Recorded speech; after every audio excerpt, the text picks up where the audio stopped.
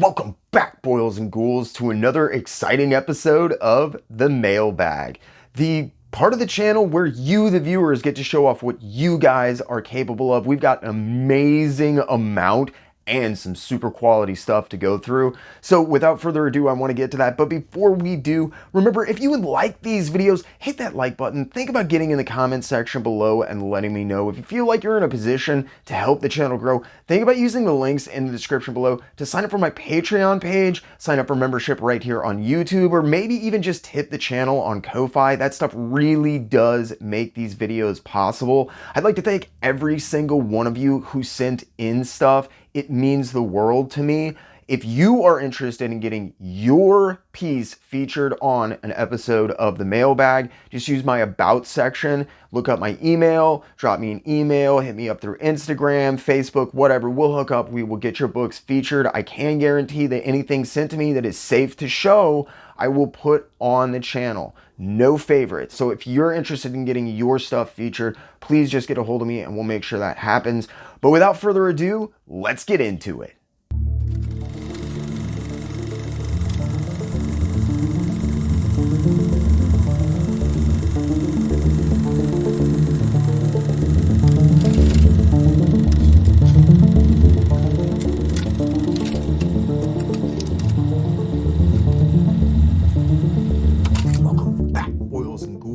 So, it has been a while since my last mailbag episode. Instead of dropping a 6-hour mailbag episode with all of this, literally, I have piles of stuff in front of me. So I have stuff broken down. I'm gonna do 15-20 minute episodes. We're gonna try to take a look at everything like I normally do, give a nice in-depth look at stuff, talk about creators' books, that kind of stuff. So we don't have to fly through stuff like I have been in the past because I don't like that format. If you guys would rather me just, try to do as many things as possible in a big 45-minute chunk, let me know. But I think these 15-20 minute episodes where I'm able to talk a little bit more and we're able to just kind of flip through stuff be a little bit more fun. So if you guys have been following the channel for a while, then you know about a dude named Robert Stewart. This is always on my table. This just happened to be sitting out, no joke. He does a series called Afterburner, Tales of the Cool and the Wicked.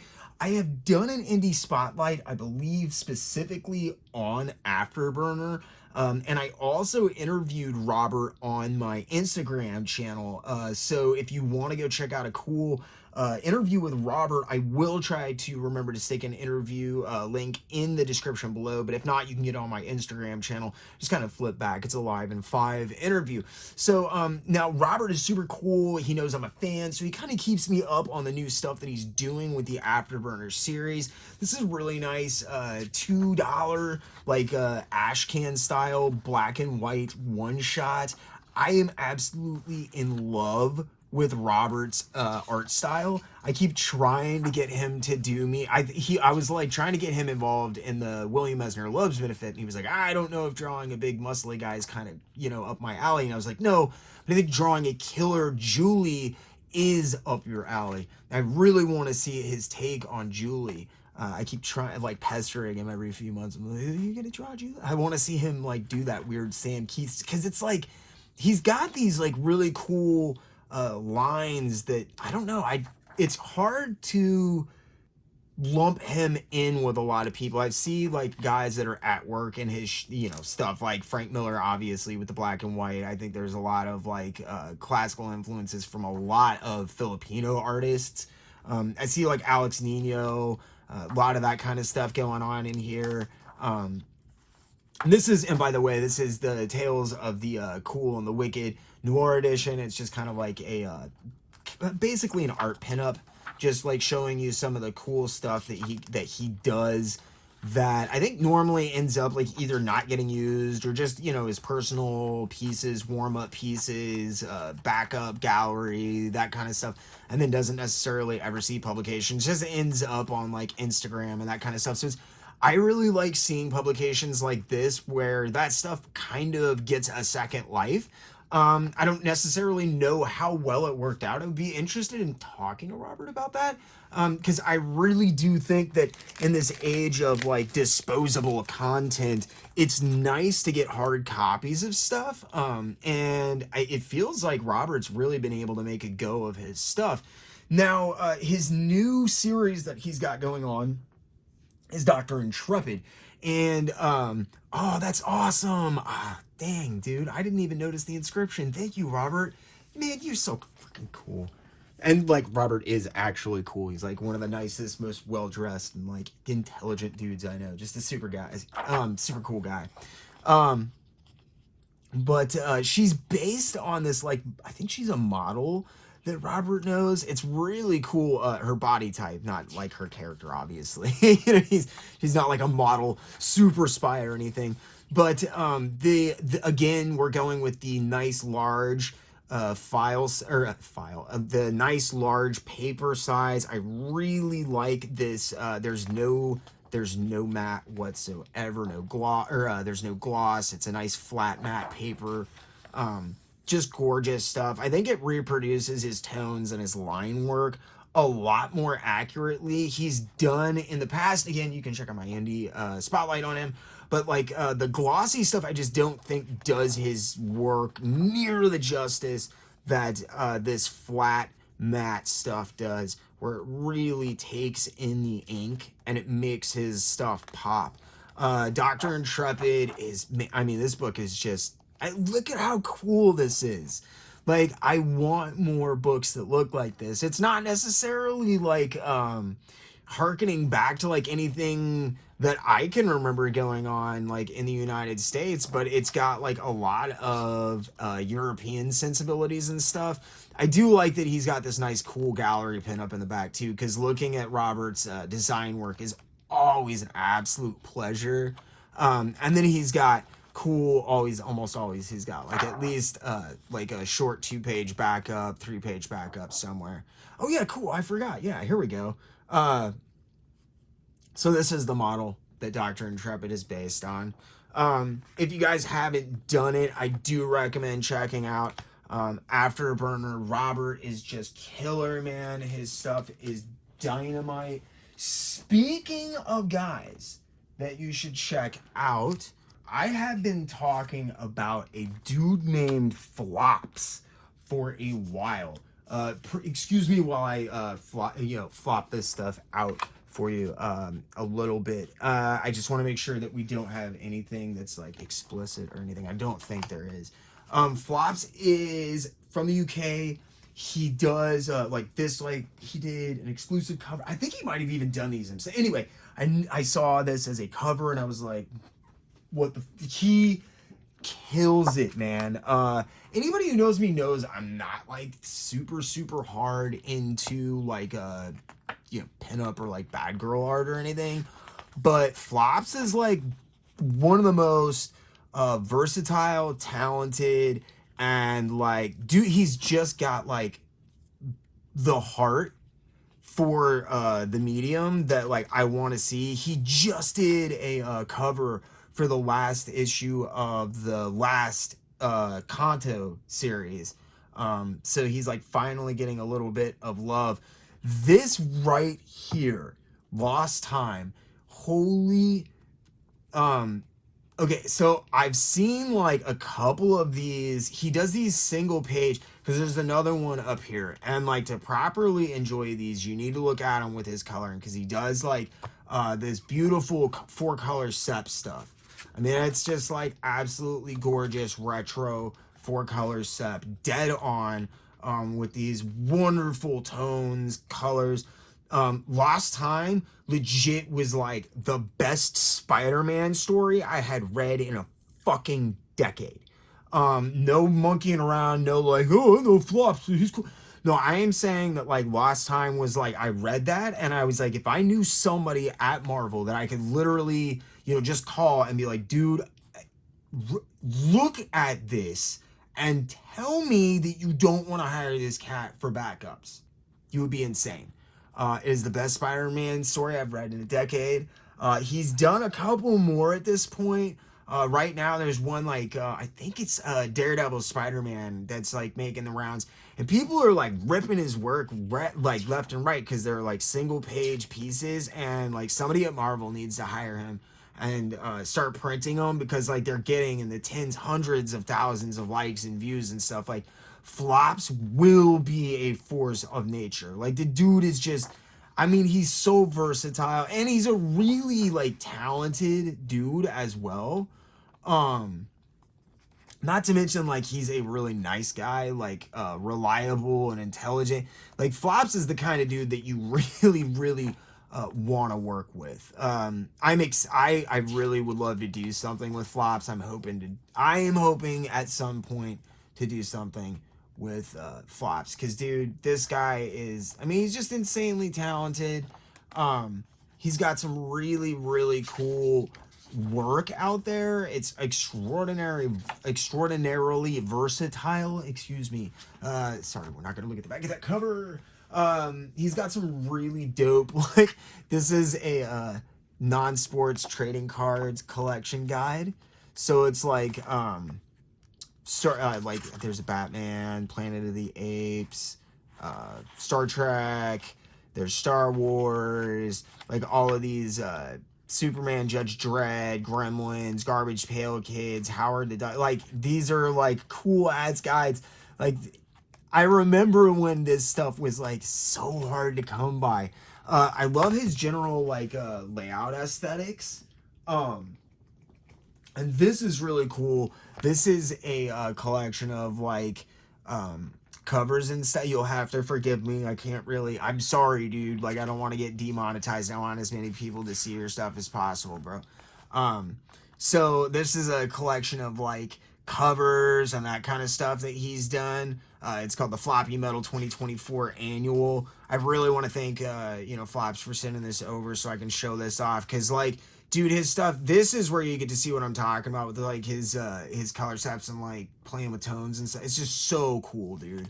A lot of guys like a real try hard when it comes to that stuff, but I think for Flops it's just something that like aesthetically like fits and works with his stuff. And he's like kind of one of the guys that's been around doing it for a while. He's not riding coattails and trying to force it on his work and stuff. His female forms, dude, I really love his stuff, man. I normally am not like into pinup and like bad girl or good girl art or anything, but like Flops has a respect for the female form and like a way of drawing stuff that I just am like entranced by. Like I just dig the hell out of this guy's work. I really do think that like you're looking at a guy who's going to be working long term. This guy's going to be doing something cool as hell in the very near future. Not that he isn't doing anything cool now. I'm just saying, like, I just get the feeling like at some point they're going to Flops is going to drop something that's like, oh my god. And like I think that this might be it, because every one of them that I've read has just been like really gut punchingly good. It's not like try hard or anything. It's just that is his style. And the last things I got are, he did a Mercy Shallow. I think he's working on this series. I think he did at least a one shot of Mercy Shallow. I wish I could afford like a postage from the UK. It's a shame. I feel really ashamed being broke because I do really respect Flops. I'm not talking out my bung when I say that Spider-Man story like choked me up. And it's not the only one. He's written a couple of other things. I keep pushing him to do like some sort of unlicensed collection of them, and he's, obviously like, I don't really want to. I understand, but this guy is just gonna, I mean, not that he isn't already, but and I know 2025 is going to be really big for him. He's already announced a couple of things. I'm really excited. Hopefully I can haul him on the channel maybe and pester him and ask him questions. But in the meantime, get onto his like Instagram. His single page panel Marvels like backup pieces that he does, they will blow your mind. Okay, now this is I don't even want to call this a weird one. It's not a weird one. This is like amazing. What is this? This looks like a lost issue of Teenage Mutant Ninja Turtles, right? Well, this is Teenage Mutant Ninja Turtles. It's called Amnesiacs. And I am telling you, this is the most accurate, like, I don't even want to call it like, it's unlicensed Teenage Mutant Ninja Turtles stuff. The basic idea is that like at the end of issue, I think it's 2 or whatever, there's like this big explosion that happens in the turtles lair, and in this, April and Casey Jones get like brain damage and amnesia. They end up in a mental institute. Well, no, it's not a mental institution. I don't think it's a hospital. But this book, I have seen many unlicensed and bootleg and fan produced Teenage Mutant Ninja Turtles books. I don't think I have ever seen a more convincing like this. If they had printed this like on newsprint at like that weird 10 by whatever size, like, and been like, no, this was intended to be the original 3rd issue, and then like they just lost it and we updated it with new inks. You could, there are pages in here that would have fooled me. And the story is ridiculously fun, man. Like, it's so cool. The art in this is so reminiscent of like the old Eastman Laird stuff. It blows my mind. The printing on this is really well thought out too. Like everything about like having this physically in your hands feels so convincing. I don't mean that to be like insulting as in like, oh, this is fake. No, I mean like they really went the extra mile on this. I believe that the 2nd issue of this is just getting ready to come out. I'm pretty sure this is still available. You can get the 2nd issue. And there is some really cool, I don't really want to blow all the story, so you can read it, but like, elevator pitches as always, and just kind of like chilling, showing you the art and stuff. I highly recommend checking this book out. Like issue 2, like I said, is just getting ready to come out. I think this came out like end of 2023, right around there. So it is really cool to know that they're getting into the 2nd issue. I know that the last time they were putting these out, they did some wicked, like, they had some, like, wicked commissions. You could get, like, sketches and that kind of stuff. Dude, let me tell you, man, this is some cool-looking turtle stuff. It's kind of like, now, don't get me wrong, because I love the story, with Casey Jones. Like, he has all these, like, and there are some dope pages, man. Like, Casey Jones, like, having these just, like, I mean, that looks as cool as like anything Eastman ever did for me back in the day with Casey Jones. That's dope, dude. Anyway, but it's kind of a shame there are no turtles in the back of this, because like if you do look at the front of this, like the turtles are ridiculously well done. I do mean ridiculous. Like, look at these pages. Tell me that doesn't look like this looks like lost TMNT pages to me. Like, they're so freaking cool. I really want to see this guy too. Isaac Stone do an actual turtle book. And the cool thing too is in the back, it's not a ton, but like there's like some actual like breakdowns, like here's the thumbnail and like breakdown of the cover, or the cover of the splash page and stuff.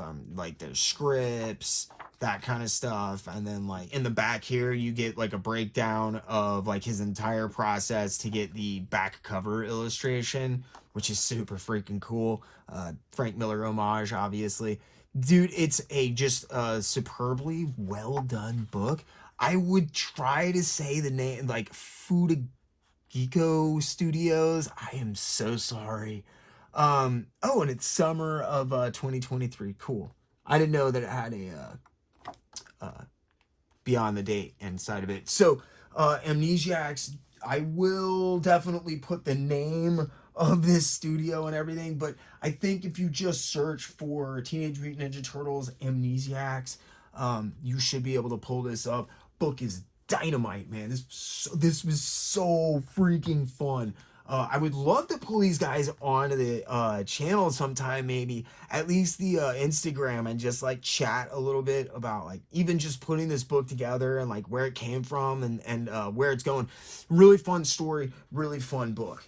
All right, so I know we've talked about Papa Balloon and Cactus before, but these are the latest package that I got from James.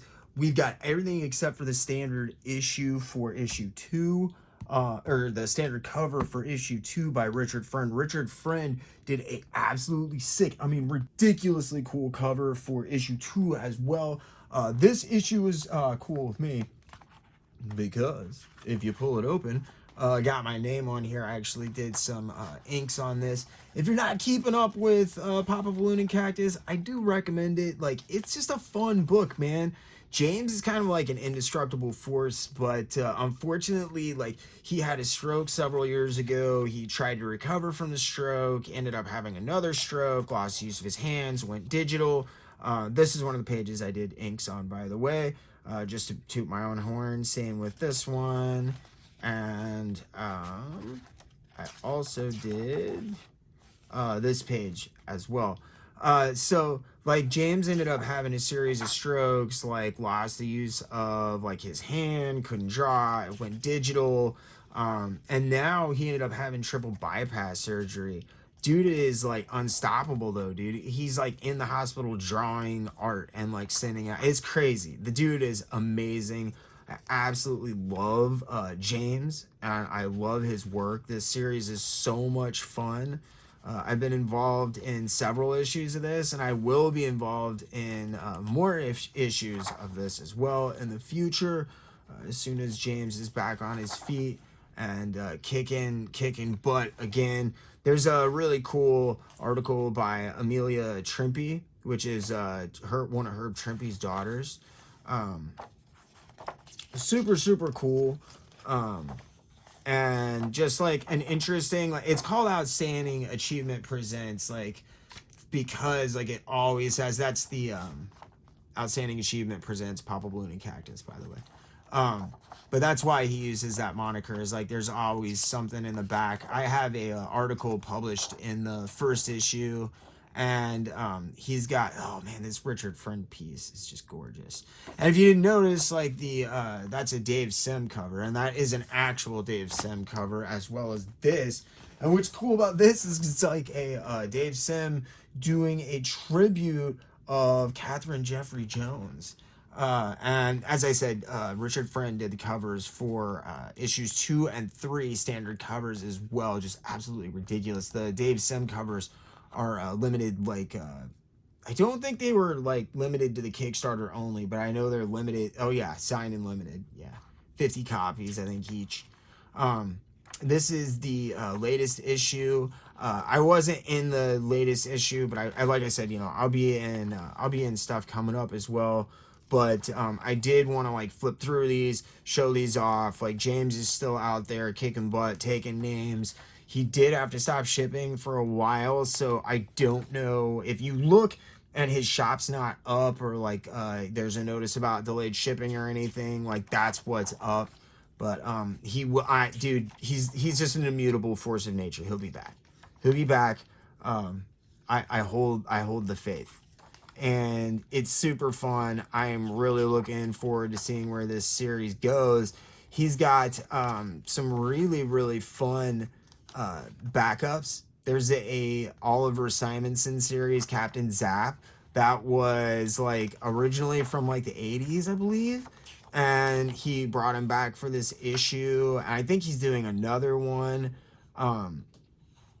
Terry S. Woods is doing a piece, like did a piece, like, dude, like I don't know, man. The series is just like super duper fun. I do highly recommend checking out anything that James ever like puts his name on, gets involved with. Super cool guy, super talented. And you can pick these all up at James's. I believe he has like a Big Cartel or an Etsy page. And I'll make sure to stick a link to that in the description below. I think that's like what we're gonna go through tonight because I want to keep everything, real tight and concise and everything. Start doing these like once a week. I hope everybody enjoyed. Maybe saw something you want to pick up. And as always, I really and honestly ask only two things: keep hitting those local shops and keep reading comics. If you did enjoy what you saw, make sure you hit that like button. Think about getting in the comment section below and letting me know if you really enjoyed what you saw. Make sure you Hulk smash that subscribe button. If you do that, make sure you ding the little notification bell so you never miss another video or premiere. Again, if you feel like you're in a position to help the channel grow, think about using the link in the description below to sign up for my Patreon page. For as little as $3 a month, you get access to tons of behind the scenes posts, updates, exclusive content like uncut interviews, and you can even get your name in the credits. If you want to support the channel, if Patreon is not your thing, have no fear. You can finally sign up for membership right here on YouTube. Just hit the little join button and make sure to select the tier and the perks that fit you best. If that's not enough, you can also make one-time donations towards specific goals or just tip the channel using the Ko-Fi link in the description below. And you can even pick up your very own JerkComic shirts like the ones you see on the screen now. As always, this video was brought to you by the Jerk Broadcasting Service, as well as generous grants from the Patreon, Ko-Fi, and YouTube members you see on the screen now. I seriously want to thank every single one of you that supports the channel and helps make these videos possible, with a super special thanks to my loyal Wednesday Warriors, Channel 10, Chasen, Clinton Salvini, and Mike Dolan. I really hope the quality and content is getting better, and I can't wait to see where this next year takes us with your continued support. Thank you again for helping this crazy dream of mine become a reality, and for sticking with me. I hope you all enjoyed, maybe even learned something, and as always, I really, truly, and honestly ask only two things: keep it in those local shops, and keep reading comics.